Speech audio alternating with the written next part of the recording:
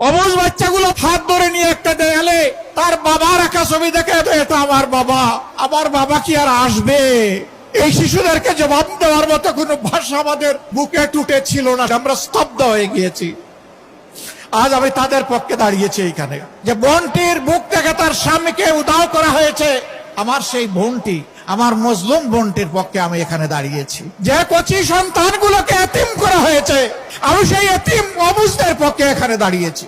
আমি তাদের চোখের কোনায় তরল পদার্থ দেখেছি, সেই তরল পদার্থ চোখের সাধারণ পানি ছিল না।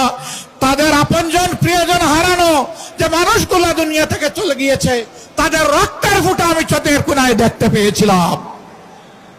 সন্তান আমার একটা নয়, আজকে বাংলার রাস্তায় আনাচে কানাচে লক্ষ লক্ষ যে তরুণ তরুণী নেমেছে, সবগুলো আমার সন্তান। আমি সেই সন্তানদের সাথে সংহতি প্রকাশ করতে এখানে এসেছি। আমি তাদেরকে সাহস দিতে এসেছি। কাপুরুষ বিড়াল শিগালের মতো কোন সন্তান চাই না, সিংহ এবং বাঘের মতো সন্তান চাই।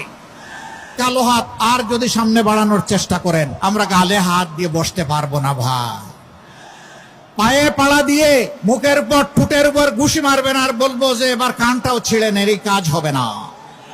বরঞ্চ সমান ওজনের হিসাব নিকাশ আপনাদের দিকে ফিরিয়ে দেওয়া হবে।